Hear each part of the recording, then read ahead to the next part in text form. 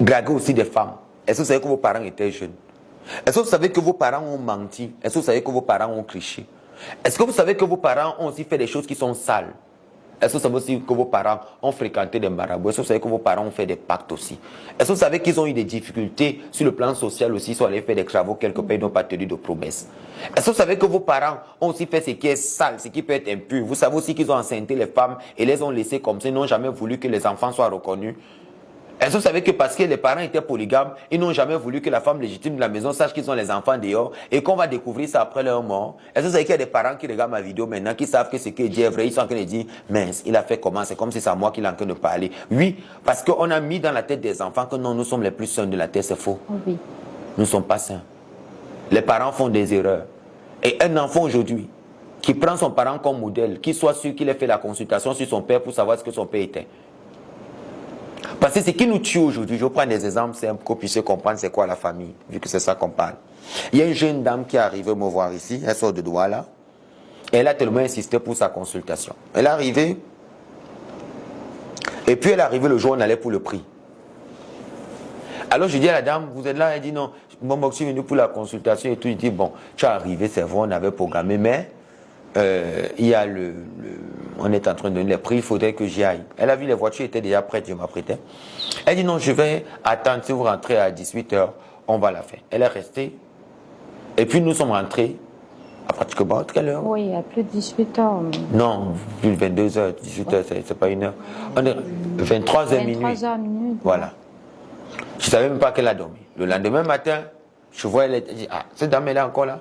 J'appelle la dame. C'est comment? Et tout, elle me dit, ouais, je ne suis pas rentré parce que ça faisait tard, vraiment, et tout, et tout, et tout. Je dis, ok, comme tu es resté, que tu étais patiente et que tu n'as pas montré d'empressement, je vais aller voir les ancêtres.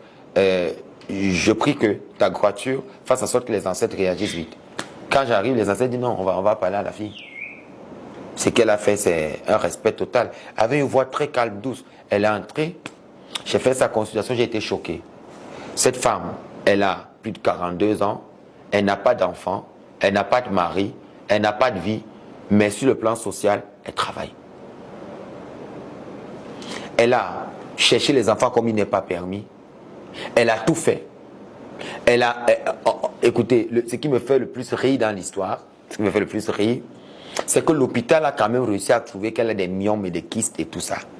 Maintenant, j'aime bien les hôpitaux dans ce volet-là. C'est pour ça que vous devez savoir que quand vous allez à l'hôpital, quand vous avez une maladie, consultez chez un spécialiste à l'hôpital et venez consulter chez un spécialiste spirituel.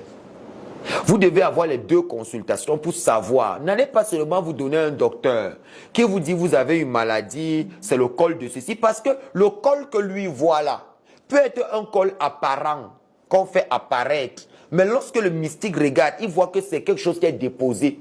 Et s'il fait ce qu'il fait, la chose disparaît. J'ai eu plusieurs cas on a diagnostiqué les choses les plus pires à l'hôpital, mais qui sont arrivés ici. On les a souvent menés à l'arbre sacré, dans la forêt sacrée. On a fait tant. La personne allait à l'hôpital et puis il n'y a plus rien. Maintenant, écoutez. La dame, pendant sa consultation, il dit, mais je vois ici, vous n'avez pas d'enfant et tout. Il me dit, c'est vrai. Elle parlait, elle dit qu'elle a tout fait. Oh, vraiment, son gars qui avait elle, elle ne comprend pas. Sa vie, elle a bavardé. J'étais là, j'écoutais. Je lui ai dit, écoute, moi, j'aime pas durer dans les consultations.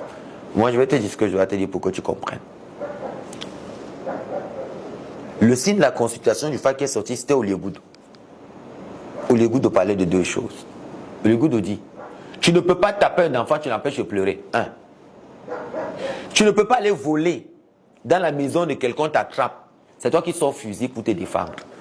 Ça veut dire que lorsqu'on t'a coincé et que tu as fait quelque chose de mauvais, accepte seulement que tu as fait quelque chose de mauvais, demande pardon. Plutôt que de vouloir jouer les experts, que tu bagarres, tu te justifies. Non, il n'est pas fait. Tu te justifies pourquoi alors qu'on t'a coincé?